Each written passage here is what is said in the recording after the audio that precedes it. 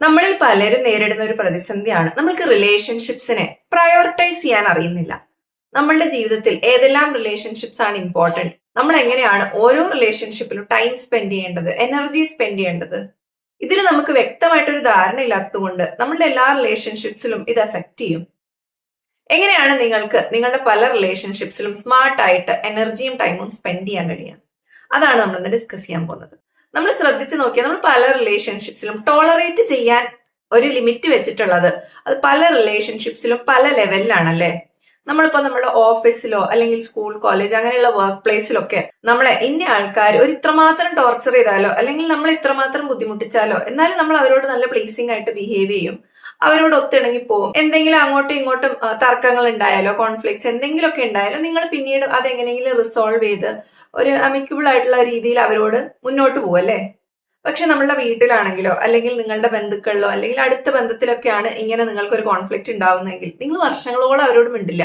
വർഷങ്ങളോടെ ചിലപ്പോൾ ആ ബന്ധം തന്നെ കട്ടായി പോയിന്ന് വരാം. നിങ്ങൾ ഇതേ കാര്യം അല്ലെ ഇതിലും വലിയ കാര്യം എന്തെങ്കിലും നിങ്ങളുടെ അതോറിറ്റി ഉള്ള ഒരു സ്ഥലത്ത്, അതായത് വർക്ക് പ്ലേസ് അല്ലെങ്കിൽ നിങ്ങൾ പഠിക്കുന്ന ഒരു സ്ഥലം അല്ലെങ്കിൽ നിങ്ങൾക്ക് അങ്ങനത്തെ ഒരു സോഷ്യൽ സെറ്റിംഗ്, നിങ്ങൾക്ക് എവിടെയാണോ ഒരു പവർ ഡിഫറൻസ് ഉള്ളത്, എവിടെയാണോ നിങ്ങൾക്ക് തോന്നുന്നത് ചില വ്യക്തികൾ നിങ്ങളെക്കാൾ പവർഫുൾ ആണ് ചില സെറ്റിംഗ്സിൽ, അവർക്ക് കുറച്ചൊക്കെ മോശപ്പെട്ട രീതിയിൽ അല്ലെങ്കിൽ കുറച്ചൊക്കെ റൂഡായിട്ട് നിങ്ങളോട് ബിഹേവ് ചെയ്താൽ നിങ്ങൾ കണ്ടില്ല എന്നടിക്കും അല്ലേ. പക്ഷെ നമ്മുടെ സ്വന്തം വീട്ടിലുള്ളവരോ അല്ലെങ്കിൽ ഫാമിലി മെമ്പേഴ്സ് ഒക്കെ തന്നെയാണ് അങ്ങനെ ചെയ്യുന്നതെങ്കിൽ സഹിക്കാനേ കഴിയില്ല. ഇതിൽ നമ്മുടെ ജോലി സ്ഥലത്തൊക്കെ നമ്മൾ വളരെ ക്ഷമിച്ച് നിൽക്കുന്നതുകൊണ്ട് നിങ്ങൾക്ക് ഡയറക്റ്റ് ഫൈനാൻഷ്യൽ ബെനിഫിറ്റ്സ് ഉണ്ടാവാം.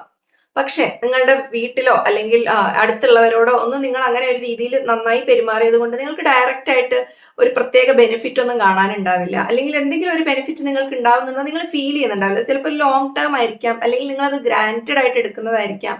ഇവരെന്തായാലും എന്റെ ഫാമിലിയാണ്, അച്ഛനും അമ്മയും ഒക്കെയാണ്, അപ്പം ഒരു ദിവസം ഇവർക്ക് ഞാൻ നിന്ന് തൊട്ട് നിങ്ങളുടെ അച്ഛനും അമ്മയും എല്ലാം ഒന്നും പറയാൻ കഴിയില്ലല്ലോ. ആ ഒരു കാര്യം നമ്മൾ ഗ്രാൻഡഡ് ആയിട്ട് എടുക്കുന്നത് കൊണ്ട് തന്നെ നമ്മൾ അവിടെ സ്പെൻഡ് ചെയ്യുന്ന ടൈം ആൻഡ് എനർജി അല്ലെങ്കിൽ അവരോട് ഫൊർഗീവ് ചെയ്യാനോ അല്ലെങ്കിൽ ചില കാര്യങ്ങൾ ഒത്തുതീർപ്പാക്കി പോകാനോ ഒക്കെ നമ്മൾ ശ്രമിക്കുന്നതിന്റെ എഫേർട്ട് വളരെ കുറവായിരിക്കും.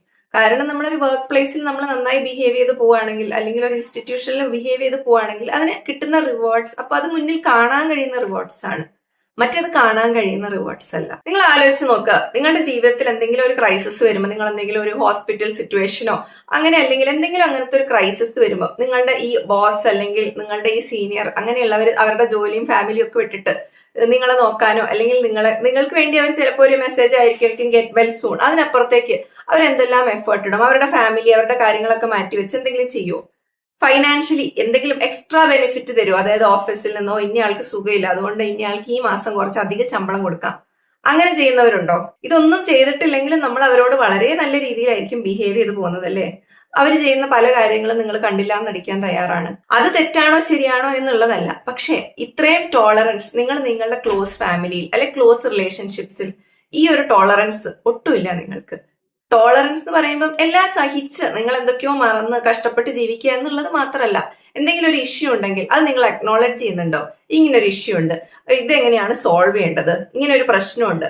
മിക്കവാറും പലരും ഇഗ്നോർ ചെയ്യുന്ന ഒരു കാര്യമാണ് ക്ലോസ് ഫാമിലി എന്ന് പറയുന്നത്. അവിടെ എന്തെങ്കിലും പ്രശ്നങ്ങൾ ഉണ്ടെങ്കിൽ അത് കണ്ടില്ല എന്നടിക്കുക, അത് ഫിക്സ് ചെയ്യാതിരിക്കുക, അത് നീട്ടി കൊണ്ടുപോവുക, അതും ഒരു ഇഗ്നോറൻസ് ആണ്.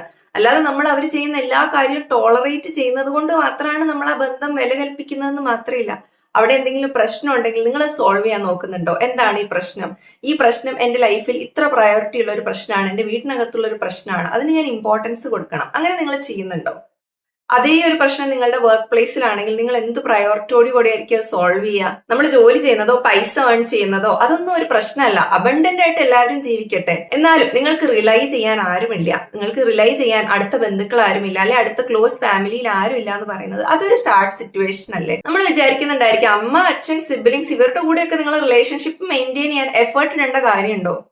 അവിടെ എഫേർട്ട് ഇടേണ്ട കാര്യമുണ്ട്. ചിലപ്പോൾ നമ്മൾ കാണാത്ത കാര്യമായിരിക്കാം. നിങ്ങളുടെ അടുത്ത ബ്ലഡ് റിലേഷനിലുള്ള ഫാമിലി ഒക്കെ തന്നെ നിങ്ങൾ ഗ്രാൻഡഡ് ആയിട്ട് എടുക്കുകയാണെങ്കിൽ അത് ഏതെങ്കിലും ഒരു ദിവസമായിരിക്കും നമ്മൾ അവരുടെ ഒരു വെർത്ത് റിയലൈസ് ചെയ്യുക. നിങ്ങളിപ്പോൾ പ്രയോറിറ്റൈസ് ചെയ്യുന്ന പല റിലേഷൻഷിപ്പും നിങ്ങൾ ആലോചിച്ച് അവയർനെസ്സോട് കൂടിയാണോ പ്രയോറിറ്റൈസ് ചെയ്യുന്നത്? നിങ്ങളുടെ ലൈഫിൽ നിങ്ങൾ ഏത് പ്രയോറിറ്റൈസ് ചെയ്താൽ നിങ്ങൾക്ക് മെച്ചമുണ്ടാവും എന്നുള്ളതല്ല, എന്ത് പ്രയോറിറ്റൈസ് ചെയ്താൽ നിങ്ങൾക്ക് പീസ് ഓഫ് മൈൻഡ് ഉണ്ടാവും, സന്തോഷം ഉണ്ടാവും. ഇനി അത് പറ്റുന്നില്ലെങ്കിൽ എന്ത് പ്രയോറിറ്റൈസ് ചെയ്തില്ലെങ്കിൽ നിങ്ങൾക്ക് പീസ് ഓഫ് മൈൻഡ് ഉണ്ടാവില്ല, സന്തോഷവും സമാധാനവും ഉണ്ടാവില്ല. അങ്ങനെ ആലോചിച്ചാലും മതി. പല കാര്യങ്ങളും നിങ്ങൾ ഹോൾഡ് ചെയ്യുന്നത്, എന്തെങ്കിലും ഒരാൾ ഒരു കുറ്റം ചെയ്തിട്ടുണ്ടെങ്കിൽ അത് ഹോൾഡ് ചെയ്യുന്ന, ഒരു ഗ്രഡ്ജ് ഹോൾഡ് ചെയ്യേണ്ട കാര്യം, ഇങ്ങനെ നിങ്ങളുടെ ലൈഫിലുള്ള റിലേഷൻഷിപ്സ് ഒക്കെ ഒന്ന് പ്രയോറിറ്റൈസ് ചെയ്തിട്ട് അതിനനുസരിച്ച് നിങ്ങളുടെ ടൈം ആൻഡ് എനർജി അതിൽ ഇൻവെസ്റ്റ് ചെയ്യാൻ ട്രൈ ചെയ്ത് നോക്കൂ. അതാണ് ഇന്നത്തെ ഫുഡ് ഫോർ തോട്ട്.